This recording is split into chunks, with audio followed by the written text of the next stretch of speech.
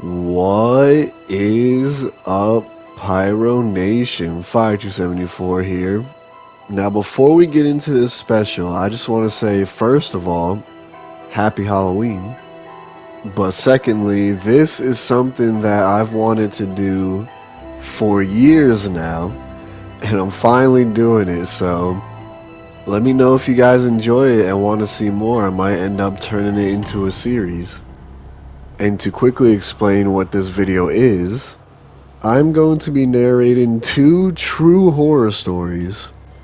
I've always been a fan of these types of videos. Think Mr. Nightmare if you've ever watched him. It's going to be like that kind of video. Shout out Mr. Nightmare, by the way, the GOAT. But I'm putting a little twist on it. The pictures I'm going to use for the background of the narration are pictures I took from a house I made in Minecraft. So anyways, that should give you the gist. I hope you enjoy. Let me know if you guys want to see more videos like this. And happy Halloween.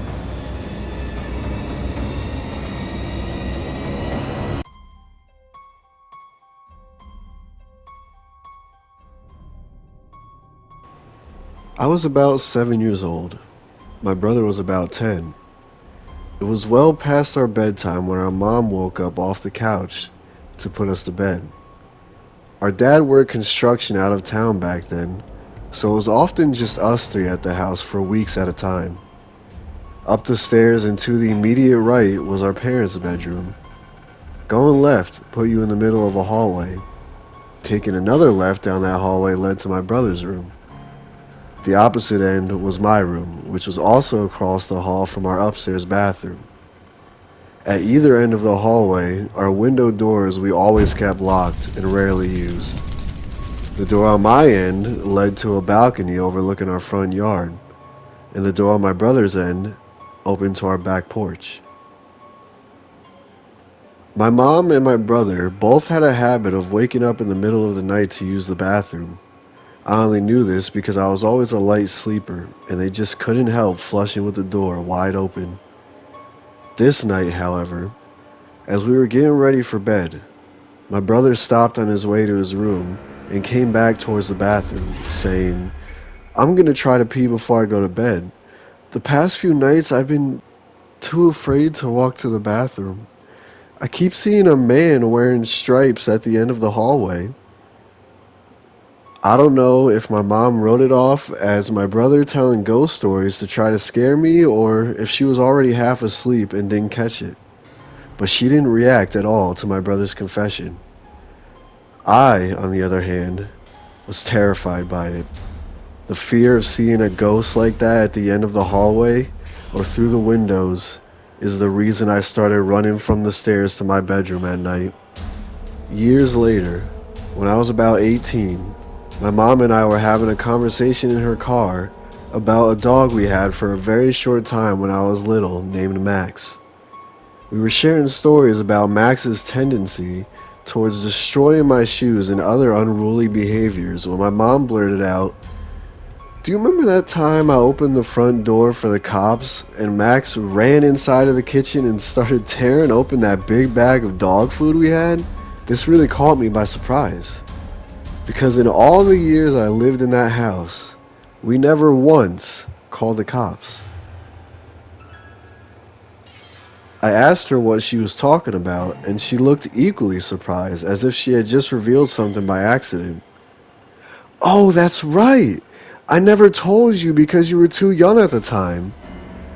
One night, I woke up hearing noises outside my window, and when I looked, I saw a man staring into my bedroom.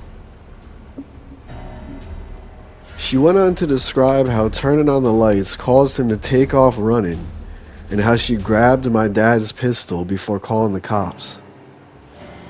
I can't remember all the details I gave them when they showed up. Tall white male, wearing a striped shirt and jeans, short dark hair, something like that. They said it matched the description of a man they were looking for in the area. It turns out he had escaped from jail on a murder charge.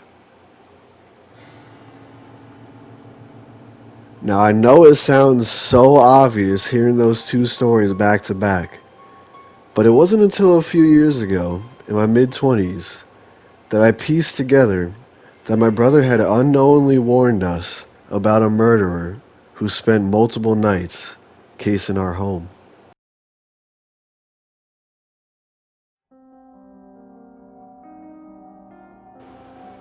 I delivered pizza, and I'd been having a really busy night, non-stop back and forth, without any time to even pause and take a leak. I'd been so busy that I wasn't really thinking about bathroom breaks, but we were also going through a bit of a heat wave in our area, so I'd been drinking copious amounts of water. All of a sudden, as I was driving to this particular delivery, the urge to go hit me. Like, things went from 0 to 60 in an instant. Thankfully, I was close to the customer, so I could get this one over with quickly. Or so I thought. I pulled up to the house, and it was an area I'd delivered in before, so I could immediately see that something wasn't right. All the lights were off in the house. Not even the glow of a television or anything. It was extra apparent because the street light closest to the door happened to be out of order. And on top of it all, the block was dead quiet. This is a big university area, and obviously there aren't many student renters in July. But there had to be at least one person because someone ordered this pizza. Maybe they just liked sitting in the dark or were out back in the yard. Whatever. I just didn't want to get out of my car and knock on a quiet house in the middle of the night without first checking that I had the correct address and the customer was inside. It was scorching that night, even after sundown. My car's AC is a joke, and the piping hot pizzas didn't help things much, so I had to try and open the car door as infrequently as possible to keep any cool air in.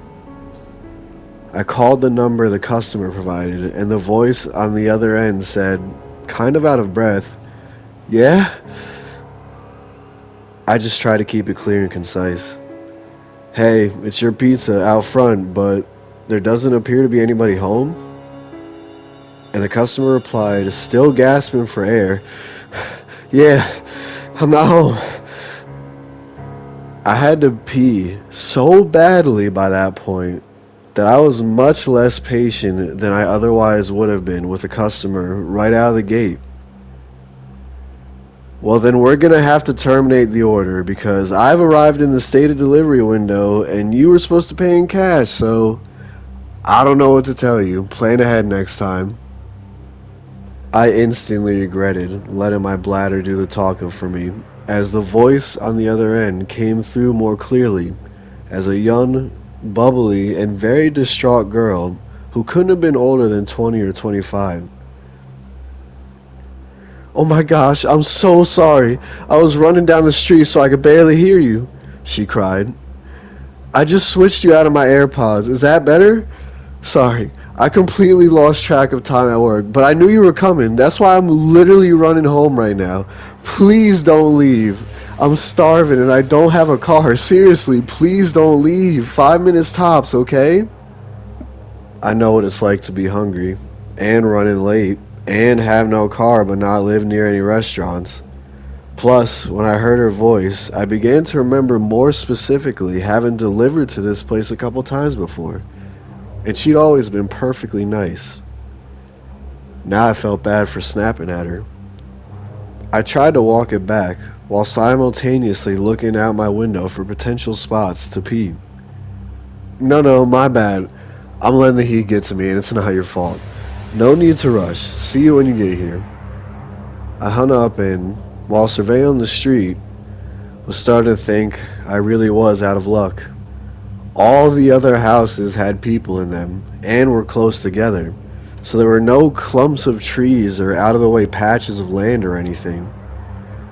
Of course, I had just tossed my empty water bottle at the last delivery because I'm an idiot. Finally, I decided it was escalating to the point of an emergency, and the safest bet was to use a bush in front of the woman's house. She wasn't home. The streetlight was out so no one would see me. The people who were home were inside. My car was parked across the street, and we're a small shop who don't wear uniforms, so if someone did spot me, they'd have no way to connect me to my employer. Animals pee outside all the time. Humans are animals. This is fine. I scurried over to the tallest bush in her front yard. She didn't really have much of a yard, more just a walkway lined with bushes and flowers that ran adjacent to her front door. The biggest cluster of bushes, the only one where I could be sure there would be no visible splatter on the side of the house, was about 4 feet from her door. I looked both ways, unzipped, and let it fly. After the initial millisecond of relief, I noticed the sound was way off. More like pissing on something solid than something leafy. I started panicking, thinking I'd aim wrong. But once I start, I can't stop midstream. So I kept squinting into the darkness to see if maybe I was hitting a rock or something and could just move a few inches over. Instead, all of a sudden, I heard a way more concerning noise. A deep voice exclaiming, "What the fuck?" And before I could turn around, assuming I'd been caught by a neighbor, a man came leaping out of the bushes. He blew by me, brushing my golden shower off as he did. He spit pretty emphatically on the ground, so I think I might have beamed him right in the face. I didn't see where he went after a few paces, but though this next part is kind of a blur, I do think I remember hearing a car screech out from a bit further away after a minute. I'd gotten some night vision by that point, so I was able to make out his height, build, and outfit, but only the most general details of each. I was in such shock that I didn't even put my dick away. I just stood there trying to figure out what happened. The reality was so terrifying that my mind refused to accept it and impulsively searched for a reasonable explanation that could make everything okay. I thought, could these bushes lead to some backyard area and just looked like they were against the house? Could they have been obscuring an open window?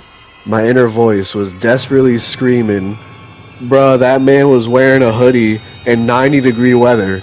That was a bad man, and you're in a bad situation." But the very idea that I was within inches of a guy who would be hiding in bushes at all, let alone in front of a young woman's house at night, just wasn't something I was ready to grapple with yet. I was coping by not coping. My fight or flight response totally failed me at that point because my dumbass did the absolute last thing I should have done and approached the bushes to try and validate this "there must have been a good reason for a man in a hoodie to be behind these bushes in the middle of the night" theory. So I walked over to the side, turned on my phone flashlight, and tried to peer around the line of shrubbery. Pro tip: as scary as things may look in the dark, seeing them with a single beam of your flashlight can sometimes make it even worse. That's when I saw the bag. There was a tattered drawstring bag sitting behind the bushes, slightly splashed with pee. But I was in such a moronic daze from shock that I groped around for it thinking, "See? This is it. This will explain why he was back here." It explained it.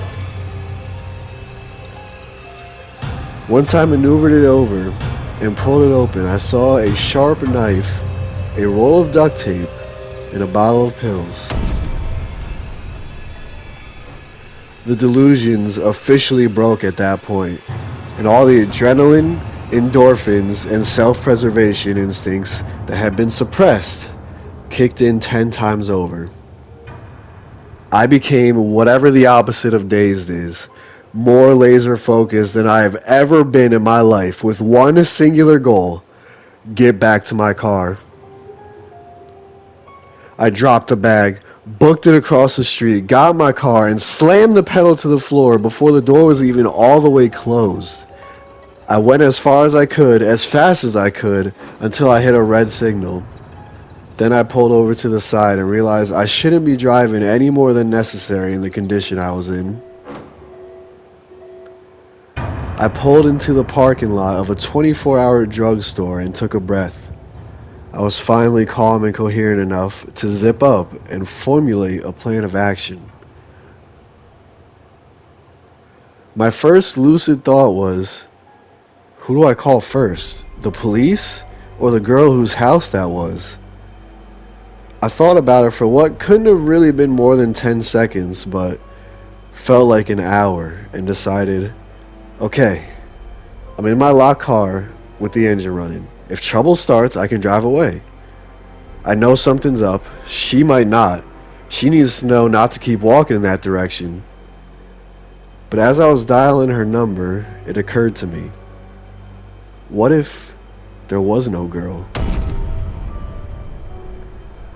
I thought I remembered delivering to that house before, but what if I was wrong? What if the girl on the phone was just a decoy to get me there to rob me, or worse? Every pizza guy on the planet has seen the Evil Genius documentary by now, so I thought, she called me all out of breath, she wasn't home, the whole thing was off, can't risk it, I'll start with the cops. I called 911. The operator was very helpful in keeping me calm because I was a complete wreck by this point. He kept assuring me that someone would be there soon. I kept telling them they had to get there before the girl did, but I was trying to express 3 thoughts at once and really damaging my own credibility. It came out more as, you've got to save this girl because he wasn't after me. I was just delivering a pizza. Unless they were after me, in which case there might not be a girl, but I talked to one on the phone, so then you should find that girl because they used her to lure me there, but if she's real, she doesn't know about the guy who was also real, and there could be more guys if there's actually a girl, and you know what? Even if there isn't a girl, there might actually be more guys. I only checked one part of the bushes, so I don't actually know, but we'll know which guy's the one. I saw him because I pissed all over him, you know? I didn't mean to. This was back when I thought the girl was real but not home, but she might be real, so you really need to find her if she's real because the guy was real. Finally, they basically just asked me to stop talking and stay on the line. But that was when I saw an incoming call from the customer. I couldn't answer without disrupting my 911 call, so I just ignored it. But then she sent me this text like, hey, I'm here, don't see you? I told 911 she was there, and they said officers were only minutes away, but who knows how long that meant, especially after I'd given such a scattered account of the events in my panic.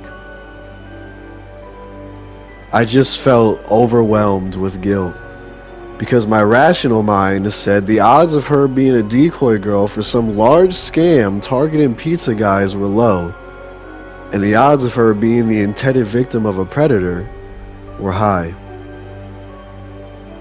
So I put my 911 call on mute, where I can hear them but they can't hear me, and turned back, heart absolutely pounding out of my chest, compulsively muttering F-bombs the entire way.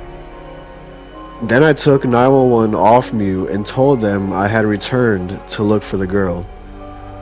They weren't happy about that, but I saw her meandering past the parked cars in the street, looking to see if one was mine, and I waved her down, flashing my brights. She bounced on over to the window of my car, happy-go-lucky.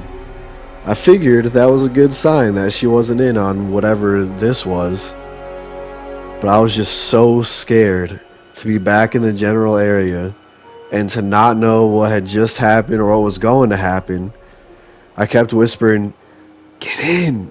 Get in!" And she was like, "Get it? Huh? Oh, you want me to get the pizza from the back?" I didn't want to make the same mistake with her that I had made with 911, so instead of trying to tell the whole story, I stuck to the bare, basic facts. "There was a man in your bushes. I'm on the phone with the police. I don't know where he is right now. Please get in the car so we can lock the doors." I was barely able to even get those sentences out, and I was shaking like I'd had 10 cups of black coffee. I held up my phone with 911 on the call screen to verify it to her. I thought that was why she got in the car with no further explanation, but it turns out that wasn't entirely it. "You still there? Is she with you? Are you safe? Is anyone else there?" 911 kept checking in, not knowing who the third party I was talking to was. I reassured them, and we drove, more cautiously this time, to a location 911 instructed us to wait at to speak with police after they cleared the area. I didn't actually have to do much after that. The police came pretty soon after. A police car met us. I gave a statement telling them everything I observed, and she went to go speak to more officers in more detail than they needed me for. It turns out the reason she got right into a strange pizza guy's car without probing any deeper into my story is because she knew who the man was right away from my description. She had an abusive ex-boyfriend who was apparently psychotic enough that he immediately came to mind from hearing "there's a guy in your bushes." She later called us to thank me and insist on leaving a huge tip. I wasn't there when the call came in, so the kid who answered didn't know to refuse to accept the money. But the manager already promised the next time we see her, we can load her up with enough one free pie cards to last a lifetime. Easily, the scariest thing that has ever happened to me, on the job or off. I still haven't been the same since. Even though I know it didn't even have anything to do with me directly, this truly shook me to my core.